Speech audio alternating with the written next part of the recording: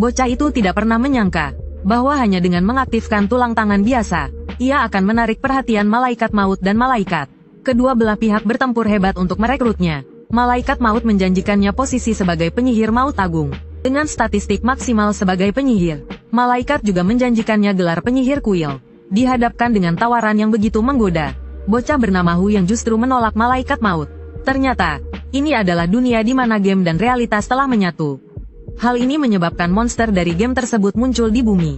Iblis, yang dipimpin oleh malaikat maut, muncul, membantai manusia. Manusia tidak berdaya melawan mereka. Bahkan Hu Yang, dengan kekuatannya yang biasa saja, tidak gentar di hadapan malaikat maut. Namun, akhirnya ia terbelah dua oleh sabit malaikat maut. Ia tidak rela. Saat itu juga, sistem memberinya kemampuan generasi. Adegan berganti. Di dalam kelas, Hu Yang tiba-tiba berdiri dan berteriak, "Aku tidak rela." Semua siswa langsung menatapnya. Guru pun marah besar. "Hu Yang, kau kenapa berteriak-teriak? Kau ini murid bodoh. Apa yang tidak kau relakan dari ujian masuk perguruan tinggi? Duduk, jangan mengganggu ketertiban ujian." Hu Yang terkejut. Ia ternyata masih hidup. Saat itu juga, pengumuman terdengar. Ujian masuk perguruan tinggi akan dimulai dalam 5 menit. Harap bersiap-siap. Ujian masuk perguruan tinggi. Apakah ia terlahir kembali 10 tahun yang lalu? Di hari peluncuran game Tianqi, ia melihat cincin di tangannya. Ia ternyata membawa cincin game Tianqi kembali bersamanya. Cincin Tianqi adalah media untuk memasuki game Tianqi. Apakah ini berarti ia bisa masuk ke dalam game lebih awal? Guru, yang melihat Hu Yang mengabaikannya, menarik kerah bajunya dengan marah. "Dasar sampah, Hu Yang, aku sedang bicara padamu. Kau tuli atau bodoh, percaya atau tidak? Aku akan mengusirmu sekarang juga. Keluar, mulutmu kotor sekali, selalu bicara sampah. Kau pikir kau pantas dihormati? Aku ingat kau, saat kiamat tiba. Kaulah bajingan yang mengorbankan murid-murid dan melarikan diri." Setelah mengatakan itu, ia berbalik dan pergi. "Ujian masuk perguruan tinggi sialan. Aku mau main game Tianqi." Orang bodoh ini akan segera mengerti apa arti Tianqi. Para siswa memandangi punggung Hu Yang dan menganggapnya keren. Hu Yang ingat betul bahwa Tianqi akan segera merambah ke semua aspek kehidupan. Saat itu, mata uang game akan setara dengan mata uang nyata. Satu senjata bisa ditukar dengan mobil mewah, bahkan menjadi mata uang antar negara. Ada yang kaya raya berkat game Tianqi, dan ada juga yang jatuh ke dalam jurang kemiskinan. Tapi di balik peluang dan bahaya ini, invasi game yang lebih brutal. Api perang menyapu seluruh dunia. Peradaban runtuh, umat manusia hampir punah. Namun, manusia tidak kehilangan harapan. Mereka bersatu untuk bertahan hidup, dan berjuang sampai orang terakhir tumbang. Tapi setidaknya, takdir memberinya kesempatan kedua. Game Apokalipse belum dirilis. Hu Yang merasa dia bisa mencobanya. Mungkin dia bisa masuk ke dalam game lebih awal. Dengan begitu, dia bisa mengubah roda takdir. Dia memutar cincinnya, dan cahaya menyilaukan meledak. Tubuhnya berubah menjadi partikel. Pembimbing game itu adalah seorang kakek berambut dan berjanggut putih.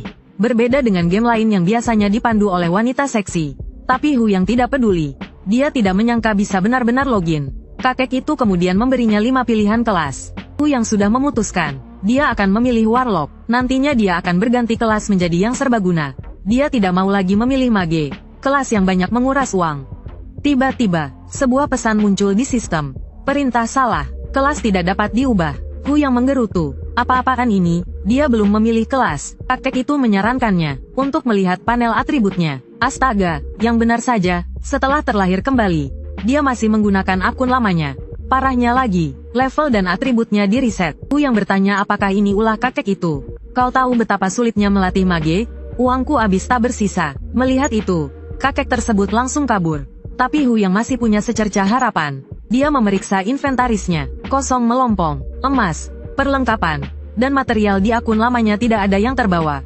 Reinkarnasi macam apa ini? Tiba-tiba, dia menemukan sebuah tulang jari. Tulang jari kematian. Saat kau menatap jurang, jurang itu juga menatapmu. Tulang jari ini payah sekali. Tidak ada deskripsi, efek, atau apapun. Mana bonus reinkarnasiku? Selamat kepada Musen, pemain pertama di dunia Apokalipse. Memperoleh gelar eksklusif pemain pertama. Manusia tercepat. Memperoleh paket pemula Mage. Hu Yang menyuruhnya pergi. Manusia tercepat. Apanya? Meremehkanku. Ya, kau pikir aku mau pakai gelar ini? Tapi sedetik kemudian, sikapnya berubah 180 derajat. Bonus atributnya lumayan juga. Kecepatan gerak dan kecepatan nim mantra meningkat 20%. Hindaran dan pertahanan meningkat 5%. Dia tidak sabar untuk mencari masalah dengan babi hutan. Pertama, Dia melancarkan bola api kecil, tapi daya serangnya benar-benar lemah. Sepertinya sudah terlalu lama jadi bos besar. Tadi agak sombong, dia berbalik dan lari. Hei, hei, hei, jangan gegabah dulu. Dengan satu serangan instan, aku bisa menghabisi kalian semua. Percaya atau tidak?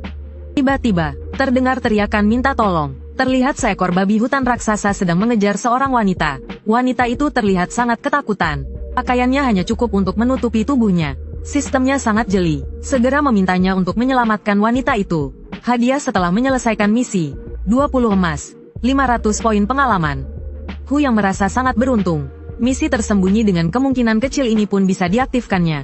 Lalu ia membuka tangannya. Menunggu wanita itu berlari ke pelukannya. Siapa sangka, detik berikutnya, ia menamparkan wajah wanita itu. Tidak hanya wanita itu yang terkejut.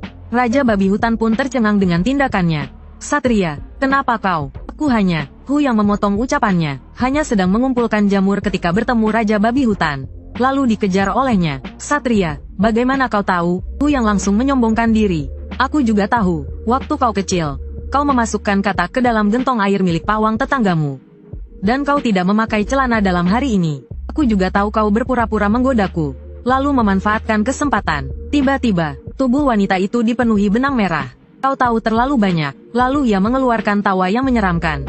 Beraninya kau mengintip pikiranku. Matilah kau, manusia, manusia. Hu yang berteleportasi ke belakang Raja babi hutan.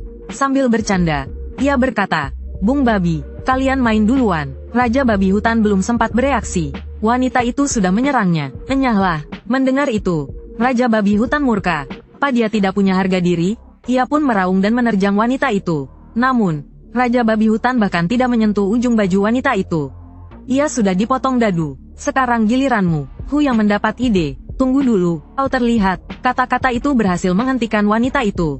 Hu yang memanfaatkan kesempatan untuk melancarkan bola api besar. Wanita itu terkejut dan terbakar. Pakaiannya yang sudah compang camping menjadi semakin robek. Manusia licik dan terkutuk. Beraninya kau menipuku. Sifat jahil Hu yang muncul lagi. Ia memberinya bola api lagi. Begitulah, wanita itu mengejar Hu yang di hutan. Ia ingat di kehidupan sebelumnya ada pemain yang punya strategi.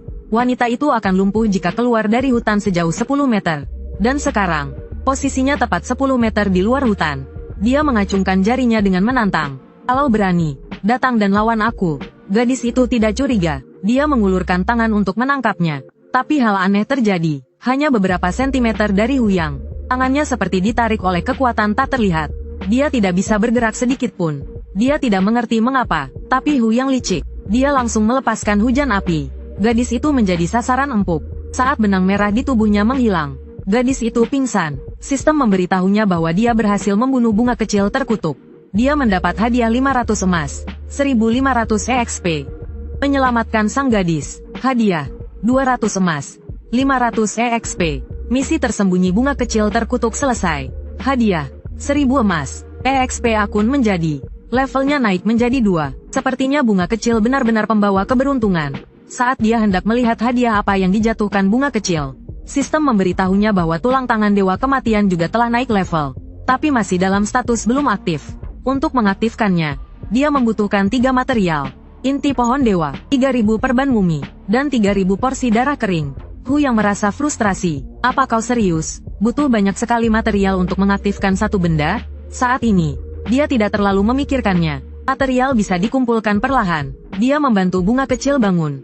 Untuk berterima kasih atas penyelamatannya, bunga kecil memberinya tongkat api surgawi dan jepit rambut. Hu yang memang licik. Dia menunggu bunga kecil terkena energi jahat. Kalau tidak, bagaimana dia bisa mendapatkan misi tersembunyi? Dia langsung mengenali tongkat api surgawi sebagai perlengkapan ungu. Nanti dia akan pergi ke desa pemula untuk mengidentifikasi kualitasnya. Misi tersembunyi ini memang menguntungkan. Kemudian, sistem memberikan misi untuk mengantar bunga kecil kembali ke desa. Hu yang menerimanya tanpa ragu. Saat menggendong bunga kecil, Hu yang langsung berubah mesum. Sentuhan kenyal ini, luar biasa. Tianqi tetaplah Tianqi yang dulu. Dia segera tiba di desa pemula. Desa itu ramai. Kakek, aku kembali. Ternyata bunga kecil adalah cucu kepala desa. Bunga kecil berterima kasih kepada Hu yang karena telah menyelamatkannya. Kalau tidak, dia mungkin tidak akan pernah melihat kakeknya lagi. Tao Tao, pejuang pemberani ini. Terima kasih. Tao Tao, izinkan aku memperkenalkan diri. Tao Tao, berhenti. Tao Tao, letakkan kuacinya kembali. Tao Tao, tak perlu basa-basi. Cepat berikan misinya. Kalau tidak didesak, kakek tua ini akan terus mengunyak kuaci. Dan kebanyakan omong kosong, siapapun pasti tidak tahan. Masih ada sisa energi iblis di dalam tubuh Xiao Hua. Dia butuh darah mayat hidup yang terinfeksi iblis untuk membersihkannya sepenuhnya. Setelah menerima misi, Hu yang bergegas pergi. Pertama, dia pergi ke toko ramuan. Penyihir yang akan berburu monster. Tentunya harus bersiap-siap agar lebih aman. Yo, datang lagi. Adik kecil, penjaga toko adalah seorang wanita seksi. Hu yang merasa sedikit kewalahan.